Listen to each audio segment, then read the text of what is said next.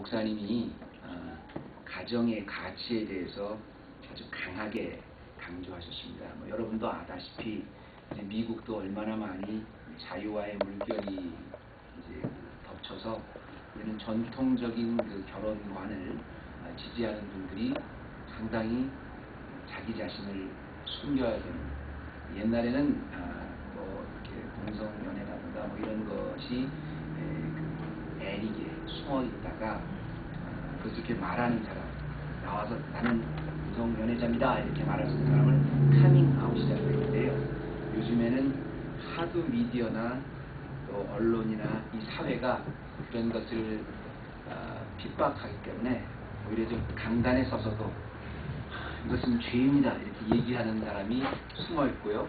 그런 사람이 나오는 것을 카밍아웃이라고 얘기한다고 해요. 그만큼 세상이 아주 타락해 가는데, 그 타락한 세상 가운데 전통적인 가치를 아주 강하게 외치시는 목사님이 있어서 누구신가 했더니 바로 프랭클린 그레함 목사님이셨습니다. 여러분이 프랭클린 그레함이라고 잘 모르시겠지만 그분은 빌리 그레함 목사님의 아들입니다.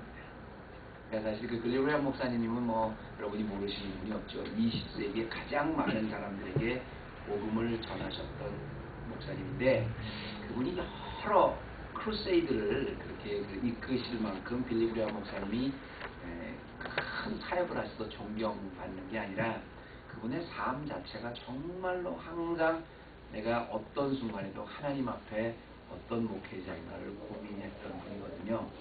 그런데 제가 오늘 말씀을 드리는 이유는 뭐냐면, 그렇게 항상 어떤 순간에도 자기가 목회가 크던 작던 아니면 뭐 100만 명을 놓고 하는 그 서울 크루세이드를 하든 말든 상관없이 언제나 내가 하나님 앞에 올바로 쓰려고 평생을 노력하셨던 그 빌리 그레함 목사님은 아시다시피 이제 거의 뭐 파킨슨 병도 있으시고요. 뭐 이제 거의 이제 활동을 못 하시죠. 근데 이제 중요한 것은 그 아들이 또 그분의 뒤를 이어서 이렇게 한다는 겁니다. 주님을 돌아오게 하는 그 엄청난 사역을 이제 그 아들이 맡아서 이렇게 하시는데, 저는 다른 거를 지금 보려고 그러는 게 아니고, 특히 이제 한국의 무슨 뭐 요즘에 교회 세습이다 뭐 그런 또 부정적인 문제를 지금 들춰내려는 것이 아니고요. 어쨌든 분명한 것은 그렇게 이 시대가 막 타락해 가는데, 그 타락 속에서 정말 하나님의 말씀대로 하나님의 원하시는 대로 살아가려고 했던 그 목사님의 그 몸부림이 시간이 지나서 그분이 활동을 못하게 되니까 그분의 아들이 그 대를 이어서 하신다는 그 자체는 참으로 아름다운 것 같아요. 그분이 90년 동안을 90평생을 살면서 복음을 증거했던 그 일이 이제 더 이상 나이가 들어서 할 수 없게 되니까 그 아드님이 이제 그 일을 맡아서 하신다는 게 좋은 쪽으로 보면 얼마나 귀한 것이겠습니까? 제가 오늘 왜 여러분에게 이런 말씀을 드리냐면요, 오늘날에 우리가 누리는 모든 그런 그 축복은 따지고 보면 우리에게 그 축복을 소개해주고 축복해준 그 조상이 있었다는 겁니다. 오늘 말씀의 그 제목이 역사 속의 하나님인데요. 오늘의 말씀은 여러분이 잘 아시다시피 하나님께서 이제 모세를 만나셔서 사명을 주시기 전에 그때 이스라엘의 상황이 어땠는가를 설명해 주는 말씀은 출애굽기 2장 말씀인데요. 이스라엘 백성은 고역에 굉장히 시달렸습니다. 그리고 아주 힘들어했습니다. 노예로서 더 이상 살 수가 없었습니다. 그렇게 막 안타까워 부르짖을 때 오늘 여러분과 함께 같이 다 봉독한 출애굽기 2장 24절 말씀에 보면 하나님께서 아브라함과 이삭과 야곱에게 언약을 맺어주신 것을 기억하셨다, 이 말로 이제 시작을 하지요. 이게 왜 그렇게 중요하냐면요, 우리가 보통 이제 요 다음 이제 3장에 가면 이제 이 아브라함과 이삭과 야곱에게 하나님께서 약속하셨던 그 약속을 기억해서 오늘날 수백 년이 지난 그들의 후손이 고통을 인벌브하시게 됐는데요. 지금 때가 어느 때냐면 이제 여러 해 후에 애굽 왕이 죽었거든요. 그래서 이제 더 이상 과거에 그 훌륭했던 요셉을 기억하지 못하는 왕이 등장하게 됐어요. 그리고 나니까 이제 그때 야곱의 후손들, 아브라함과 이삭과 야곱의 그 후손들인 이스라엘 백성들을 굉장히 핍박하는 겁니다. 근데 때가 얼만큼 지났냐면 400년이 지났어요. 근데 400년 전에 하나님께서 그 언약을 통해서 지금 이 역사해 주시고 하나님이 인볼브 하시는 이 사건을 이제 다룬 장이 출애굽기 2장인데요. 여러분이 이제 그 말씀을 여기서 다 볼 수는 없지만 그 3장에 보면 하나님께서 모세에게 자기를 소개하면서 이렇게 소개를 해요. 내가 하나님이다 이렇게 얘기하지 않으시고요. 내가 네 아브라함의 하나님, 이삭의 하나님, 야곱의 하나님이다 이렇게 해서 자기를 소개하세요. 자기 스스로가. 여러분 아브라함과 이삭과 야곱의 하나님이라는 건 뭡니까? 아브라함과 이삭과 야곱의 하나님 그들이 먼 조상이잖아요. 근데 내가 그들의 하나님이다. 그리고 내가 그들의 약속을 기억하기 때문에 너희와 함께 내가 너희들에게 도움을 주려고 하는 이런 말씀을 하시는 거예요. 우리가 여러분들 주위에서 그런 말씀 많이 들어보셨지 않습니까? 아브라함과 이삭과 야곱의 하나님이라는 얘기 많이 들어봤잖아요. 근데 그 뜻이 뭔가를 한번 여러분 생각해 보셨어요? 저는 어렸을 때 어머님이 기도하실 때 그런 기도를 많이 했어요. 아브라함의 하나님, 이삭의 하나님, 야곱의 하나님. 어렸을 때 그런 기도를 많이 들었어요. 근데 그 뜻이 무슨 뜻인가를 생각해 보셨어요? 물론 요즘에 이제 아브라함과 이삭과 야곱의 하나님이라는 이 뜻을 가지고 어떤 목사님은 그렇게 설교하시는 걸 제가 들었습니다. 저희 교회 강사로 제가 초청했더니 그러시더라고요. 아브라함과 이삭과 야곱이 다 그 캐릭터가 틀리지 않습니까? 아브라함 하면 그 순종, 그리고 또 뭐 야곱 하면 어떻게든지 자기 그 원하는 걸 뺏어야 됐던 거죠. 이런 그 각각 그 틀린 캐릭터를 다 대표하는 거기 때문에 우리 삶 전반의 모든 것을 다 우리가 어떤 영적인 것, 우리가 또 사업에 하는 거의 모든 것을 다 관장하시는 하나님을 말씀하시는 것이다. 그렇게 해석하시는 분도 있어요.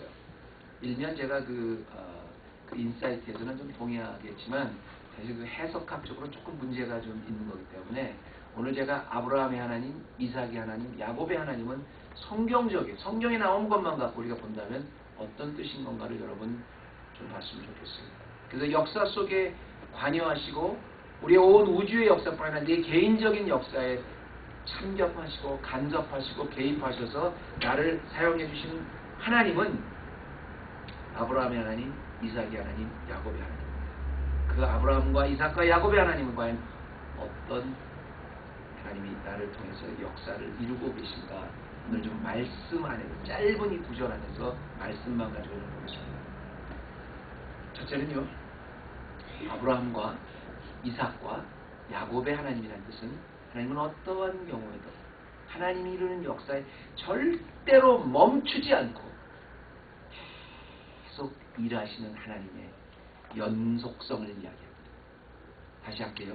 아브라함과 이삭과 야곱의 하나님이라는 뜻은 하나님이 어떤 그 당대에서 하나님의 일이, 하나님의 역사가 멈추는 것이 아니라 우리의 삶의 역사든 이 지구상의 전체 역사든 하나님의 역사는 태초부터 지금까지 멈추지 않고 계속 연결이 된다는 것입니다. 사실 아브라함과 이삭과 야곱은 이스라엘 백성에게 굉장히 중요한 존재들입니다. 왜냐하면 아브라함, 이삭, 야곱, 에이브라함, 아이작, 제이콥 이 세 사람들은 이제 가족에서 족장 시대, 페이트리아크 족장 시대에서 다시 민족으로 가는 중심에 서 있는 사람들. 그러니까 원래 한 가족에서 한 민족이 되어 있는데 근거가 됐던 사람들이 아브라함과 이삭과 야곱입니다. 아브라함이 한 개인이었었는데 하나님께서 그를 불러주셔서 언약을 맺어주신 그 언약이 다시 이삭에게 내려갔고 그 이삭이 축복한 야곱이 결국은 12 이스라엘 지파의 조상이 되지 않습니까? 그러니까 이스라엘 사람들에게 아브라함과 이삭과 야곱이라는 건 자기들의 시조예요. 자기들을 얘기한 근거예요. 그런데 여기 보면 아브라함과 이삭과 야곱의 하나님을 볼 때마다 우리가 받는 모든 축복, 우리의 역사 속에 개입하신 하나님의 모든 축복이 얼마나 놀라운 축복이냐면요. 그 축복이 어느 대에 끝나는 것이 아니라 계속 연결이 됐다는 것, 커넥트가 됐다는 것. 그래서 우리가 지금 받는 축복에는 하나님의 축복을 하시고자 하는 그 언약의 약속이 있다는 말씀이에요. 자, 여러분 한번 24절 한번 말씀 보세요. 여러 해 후에 애굽 왕은 죽었고 이스라엘 자손은 고된 노동으로 말미암아 탄식하여 부르짖니 그 고된 노동으로 말미암아 부르짖는 소리가 하나님께 상달된지라 그랬죠. 막 부르짖는 소리가 하나님을 상달됐는데 그러고 나니까 하나님께서 내가 개입해 줘야 되겠다 이렇게 말씀하신 게 아닙니다. 하나님이 그들의 고통 소리를 들으시고 그리고 바로 다음에 우리 같이 나눴던 하나님이 아브라함과 이삭과 야곱에게 세운 그 언약을 기억하사 이렇게 나와요. God remember His promise, His covenant. 하나님께서 아브라함에게 세워주셨던 지금 이스라엘 백성들이 고통을 당하고 있는 그 수백 년 전에 그들의 조상인 아브라함과 세워주셨던 그 언약을 기억하사 하나님이 임발하셨다는 겁니다. 이게 단지 한 몇 년 후가 아니에요. 여러분 약속한 거 다 지키세요? 나 결심 이 올해 들어서 절대로 나 이제 내가 좀 다이어트 좀 하겠습니다. 그래서 그 24hour LA 피팅을 그런 게 끊어요. 그래서 보통 이제 일주일 가면 잘 안 가죠. 그리고 그래서 이제 그 24hour나 그런 데서요. 그 연초가 되면 그 세일을 그렇게 많이 한대요. 왜냐면 뉴 이어 레졸루션이라서 무지 많이 팔아먹는데 대부분 다 한 달 안에 전부 다 그 약속 다 잊어버리고 안 하게 된다는 거예요. 근데 하나님께서 한 달 전이 아니라 1년 전이 아니라 내가 태어났을 때가 아니라 내 저 조상 400년 전에 하나님께서 내 조상인 아브라함에게 맺어주셨던 그 언약을 기억하사 지금 그 후손인 이스라엘 백성이 고난받는 것에 개입하시게 됐다는 겁니다. 이걸 생각해보면요. 굉장히 놀라운 축복입니다. 굉장히 놀라운 축복입니다. 하나님은 그 신음소리를 들으시고 도와주시겠다는 것이 아니고요. 그 신음소리를 내면 도와주시겠다는 약속을 이미 수백 년 전에 그 조상하고 하셨는데 그걸 기억하셨다는 겁니다. 성경에는요. 하나님이 우리를 축복해 주신 너무 많은 이야기가 나오지만 우리가 정말 주목해야 되는 것은 하나님의 역사는 멈추지 않고 계속 내려간다는 거예요. 제가 이 말씀을 좀 더 쉽게 설명해 드리기 위해서 여러 번 헤브론 교회에서 제가 강조했던 말이 있는데 여러분 하나님의 사랑, 하나님의 인자, 시편에 특히 나오는 하나님의 인자, 사랑을 얘기할 때 히브리 말로 뭐라 그런다 그랬죠? 헤세드. 아유, 우리 교회 목사 거의 정말 그 앞에 앉아 계신 분들은 전도사님, 목사님들 수준이에요. 그래 헤세드.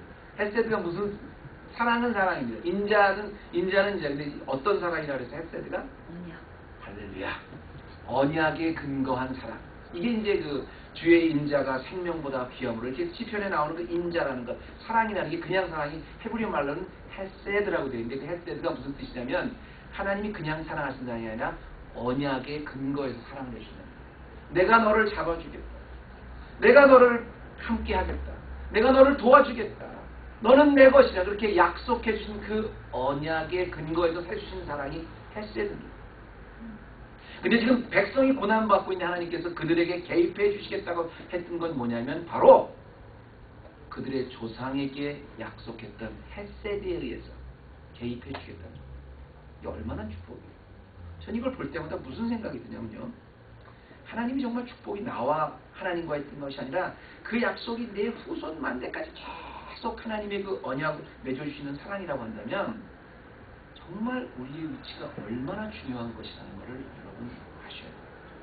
우리가 우리 자녀들을 위해서 기도한다는 것이 얼마나 중요하다는 걸 알아야 돼요. 저는 가끔 어떤 목사님하고 그런 얘기를 해요.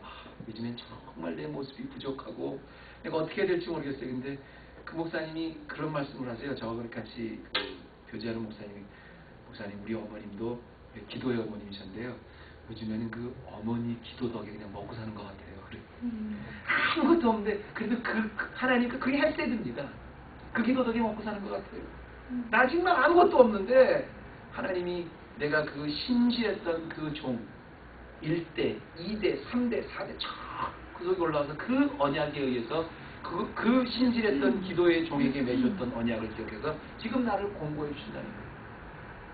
이런 말씀을 드리면 어떤 분들 그래요. 아이 목사님 마음 아픕니다. 목사님은 그래도 어머님이 기도의 어머님이셨고 또 할머니가 그렇게 또 그 기도의 할머님이셨고 3대째 예수를 믿으시니까 다 그 기도지만 나는 우리 부모님이 무신론자였습니다. 나는 정말로 내가 처음 믿는 사람입니다. 아니요, 여러분. 그렇지 않습니다. 내가 처음으로 하나님께 언약을 맺고 하나님을 알았다면 내가 아브라함이 되면 되는 거예요. 내가 이삭이 되면 되는 거예요. 내가 야곱이 되면 되는 거예요. 그러면 내가 드리는 하나님 앞에 기도, 내가 드리는 하나님 앞에 헌신 하나하나가 전부 다 내 자녀에게, 내 후손에게, 아니 수백, 수천 내려가는 것까지 다 내가 축복의 조상이 돼요.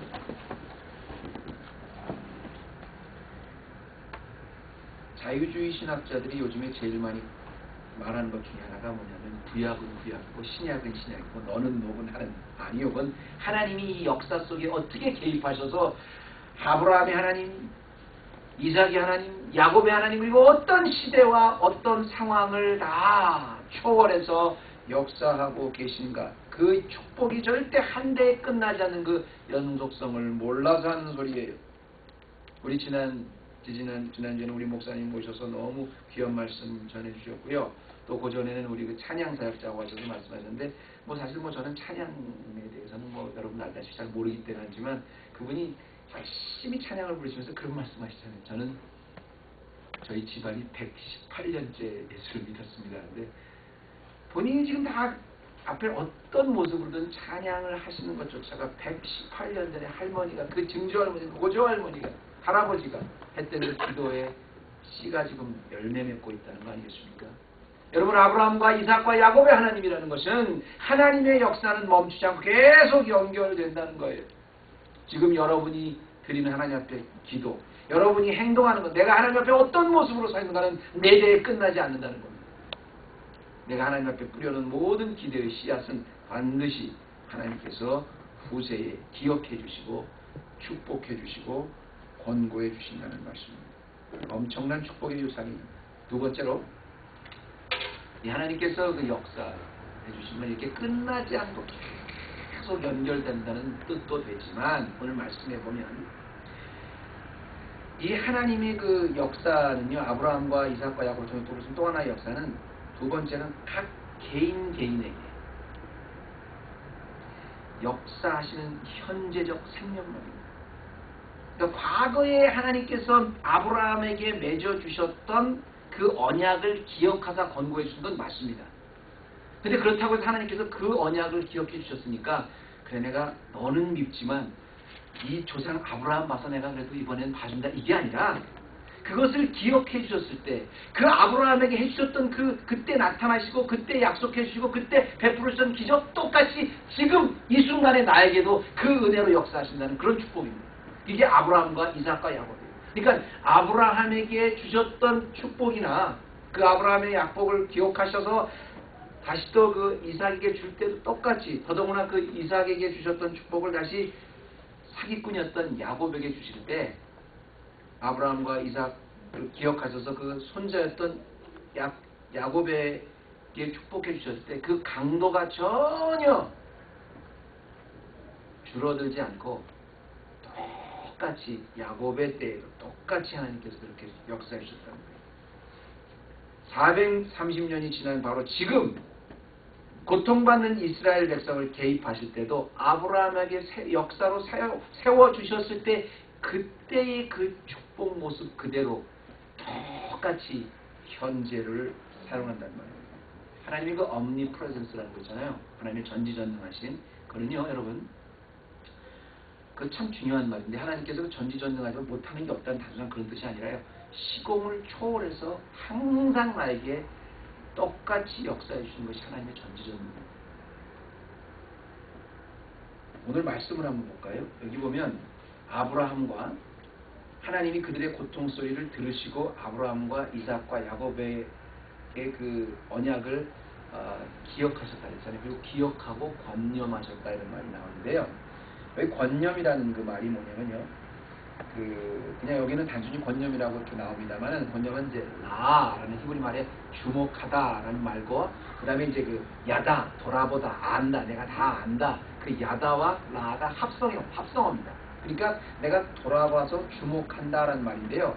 이 말이 자세히 무슨 뜻이냐면, 하나님께서 그걸 기억하시고 내가 아브라함에게 맺었던 약속에 의해서 내가 이 후손들이 잘못되면 내가 개입해 주겠다 그랬지, 그 약속을 기억하시고 그들을 보시는데 오랫동안 자세히 살펴보시고 자세히 보시고 그리고 돌아보아 주셨다는 그런 뜻이에요. 단순히 그 기억했으니까 아, 나 잊지 않았어. 그게 아니라 그때 아브라함을 돌아보시던 것 같이 똑같이 그들을 자세히 살피시고 돌아보신다는 그런 뜻이에요.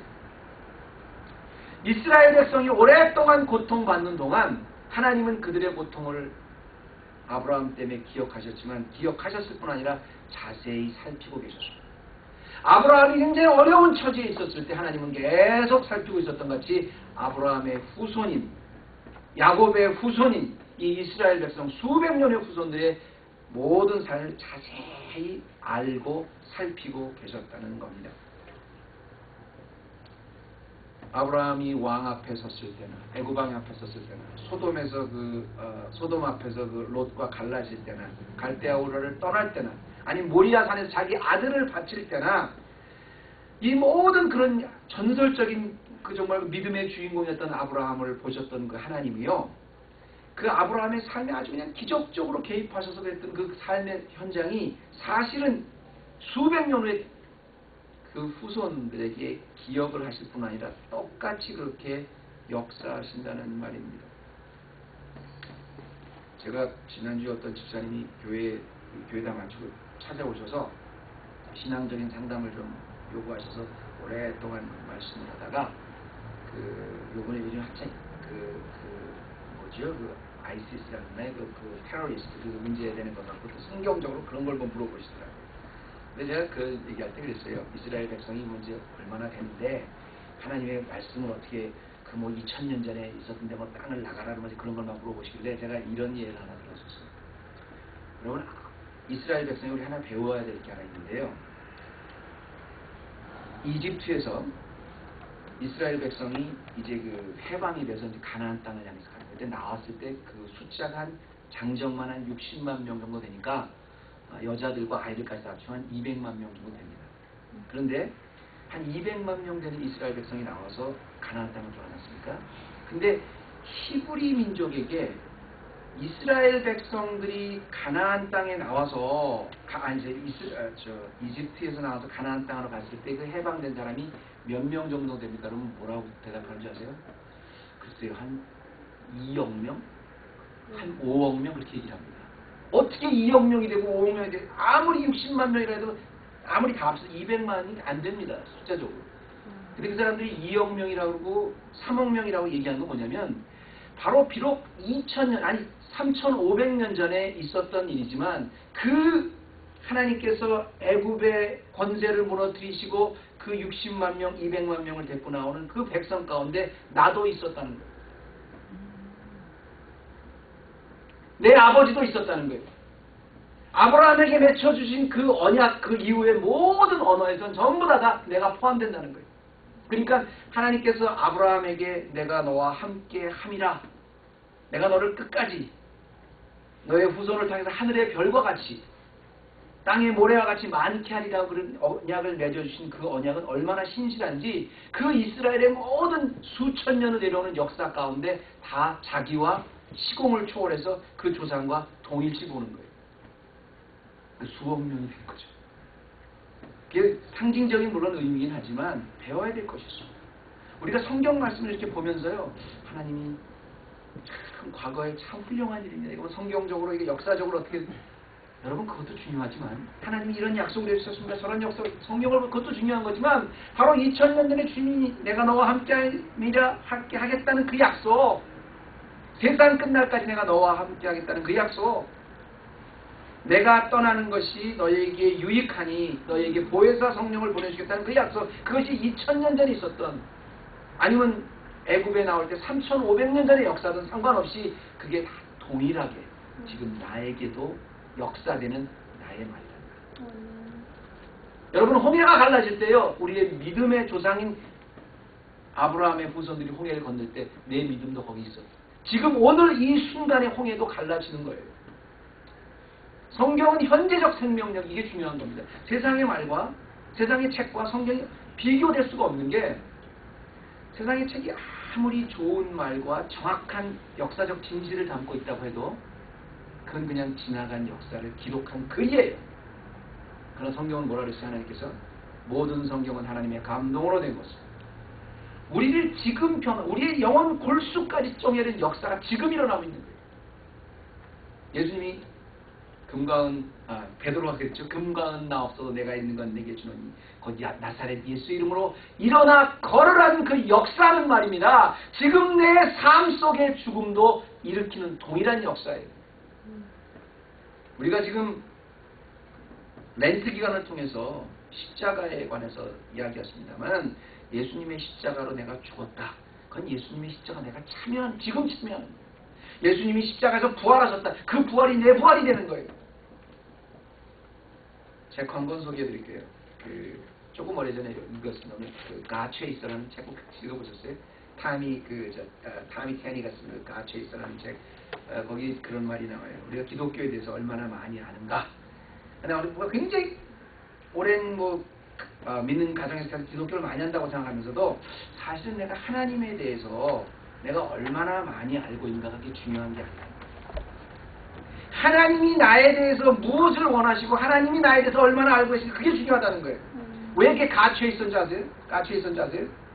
우리의 삶 속에서는 내가 하나님을 얼마나 알고 하나님이란 사람을 두고 하나님이란 사람이 아니죠. 하나님이란 존재를 두고 연구를 하고 그런 게 중요한 것이 아니라 내가 하나님을 얼마만큼 알아봤기 중요한 게 아니라 Now what God is doing for you.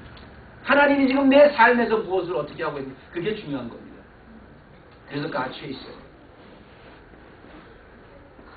여러분 아브라함과 이삭과 야곱의 하나님이라는 것은 거기서 그 하나님의 역사에 가장 중요한 것은 그 아브라함의 하나님이 나의 하나님이라는 사실입니다. 그 아브라함과 이삭과 야곱을 통해서 그 일생을 통해서 역사하셨던 그 하나님의 역사가 지금 나에게 동일하게 일어나고 있는 것을 믿음의 눈으로 보는 것이 아브라함과 이삭과 야곱의 하나님의 축복을 아는 지름길입니다. 마지막입니다.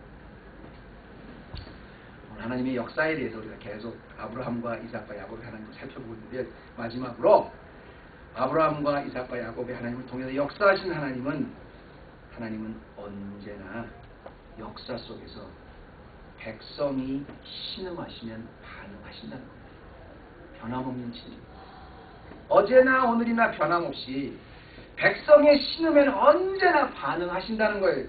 무슨 말이냐면 아브라함에게 일단 약속을 맺어놓고 나셨으면 그 약속 오래전에 있었던 그 약속이 말이죠. 어떻게 연결이 되냐면 그 후손이 하나님 힘들어요. 하나님 나를 불쌍히 여겨주세요. 하나님 나를 좀 돌아봐 주세요. 그러면 아브라함에게 돌아봐 주셨던 것이 똑같이 언제나 하나님은 외면하자고 반응하신다는 겁니다. 여기 보면 우리가 시작을 이렇게 하지 않습니까?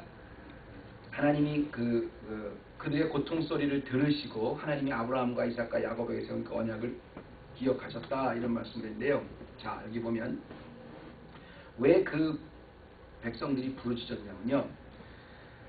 한마디로 말하면 고통스러워서 부르짖었어요. 이스라엘 자손이 고된 노동으로 인해서 탄식하고 부르짖었더니 하나님이 그 부르짖는 소리가 하나님 앞에 상달되고 하나님이 반응하셨다는 이런 얘기인데 이게요. 이스라엘의 역사를 보면 이 패턴이 한 번도 벗어난 적이 없어요. 제 설명은 여러분 잘 한번 들어보세요. 끝까지 가시면 제가 무슨 말하는 게 될 거예요. 제일 대표적인 예가 이제 여기 출애굽기에 나옵니다만 사사기에 그런 예가 가장 많이 나오죠. 사사시대 때는 왕도 없었어요. 근데 하나님께서 이제 백성들에게 왕도 없는 가운데 갑자기 평안을 주십니다. 가나안 땅에서 평안하게 살아요. 그러면 조금만 사람들이 평안해지면 과거에 가나안 땅에 들어왔을 때 그 언약을 잊어버리고 사람들이 먼저 타락하기 시작합니다. 우상 숭배합니다. 싸웁니다. 별의별 짓 다 합니다. 그럼 하나님께서 깨닫게 해주시기 위해서 미디안을 비롯해서 또 군대를 보내세요. 고통을 받으면 이스라엘 사람들이 죽겠다고 하나님 앞에 아우성을 해요. 그럼 하나님께서 또 사사를 일으켜 세우셔서 그 백성을 구원해 주세요. 그러면 또 평안이 찾아오죠. 평안이 찾아와서 이스라엘 백성들이 평안하게 살았더라 라고 끝나는 적이 없습니다. 몇 년 동안 평안했더라 그러면 또 다시 타락합니다. 또 딴 생각합니다. 또 애굽에 살 때 똑같이 살아요. 그럼 하나님께서 다른 또 적을 보내세요. 그러면 또 죽겠다고 그럼 하나님께서 다시 또 사사를 심지어 여자도 여자 사사 사사를 수없이 많이 일으켰어요. 그리고 그때마다 사사를 일으키셔서 삼손 또 기드온 뭐 그런 수명의 그 사사를 일으키지 않습니까? 그때 그 사사 시대 때 왜 이렇게 사사가 많았냐면 한꺼번에 하나님 다 일으키신 게 아니라 우리가 그 사사 숫자만 봐도 이렇게 알 수 있잖아요. 하나님이 평화만 주셨다 하면 그 평화대로 그대로 사는 것이 아니라 가난한 하나님 백성대로 사는 게 아니라 조금 편해지면 또 잊어버려요. 못 깨달아요 스스로. 그럼 또 보내십니다. 그 역사가 수없이 반복이 됐어요. 타락하면 사사 보내시고 구해주시고 또 구해줘서 편하다 그러면 또 타락하고 그러면 또 사사 또 그런 적을 보내시고 또 고통을 주고 회초를 들으시고 그러면 또 죽겠다고 막 부르짖어요. 중요한 것은 저는 여러분 그 역사를 너무 잘 알기 때문에 근데 오늘 여기 보면 이렇게 나와요. 여러 해의 애굽 왕은 죽었고 이스라엘 자손은 고된 노동으로 말미암아 탄식하며 부르짖으니 그 고된 노동으로 말미암아 부르짖는 소리가 하나님께 상달된지라 이러고 나서 곧장 연결이 됩니다. 그리고 하나님께서 그 아브라함에게 했던 맺으셨던 언약을 기억하사 사사를 이제 여기 이제 구원해 주시려고 한다는 이야기가 나온다는 겁니다. 사사의 시대를 통해서 계속 이스라엘 백성 이 이스라엘 백성이 40년 동안이나 왜 광야에서 헤맸어요. 홍해를 갈라주면 하나님 홍해를 딱 그 갈라진 것을 보고 그 전무후무한 기적을 보고도 홍해에 건너서 하나님 앞에 찬양을 드렸다가 딱 3일 동안 물을 못 찾으니까 또다시 원망, 똑같이 원망. 이게 백성들의 그게 그 죄성이에요. 근데 제가 왜 이 말씀을 이렇게 장황하게 사사기까지 연결하냐면 이게 이스라엘 백성의 특성이 아니라 사실 우리들의 죄성 있는 모습. 하나님께서 우리에게 구해주시고 나면 구해주신 자답게 사는 게 아니라 우리의 죄성이 결국 다시 또 하나님 앞에 돌아서고 내가 나와요. 그런데 중요한 것은 제가 아까 그랬죠. 하나님은 언제나 신음에 반응하신다 그랬죠. 중요한 것은 그렇게 수없이 수십 번 수백 번이 계속 이스라엘 역사를 통해서 반복되는 구원, 평안, 타락, 다시 위기, 그럼 다시 구원, 다시 부르짖음, 다시 구원, 다시 평안, 다시 타락, 그럼 또 하나님 다시 위기, 다시 구원. 이게 계속 되는데 부르짖을 때마다 하나님이 반드시 반응을 하시더라는 겁니다. 참 희한해요. You didn't learn the lesson? 한 번도 아니라 한 번, 두 번, 세 번, 네 번, 10번, 20번이 반복되는데 또 그렇게 타락하면 그래 먼저 맛 좀 봐라. 내가 뭐라 그랬니? 안 그러잖아요. 안 그러시잖아요. 그런데도 불구하고 그렇게 부르짖으니까 또 반응하시더라는 거예요. 저는 이 말씀을 보면서요. 참 희한한 것이 이스라엘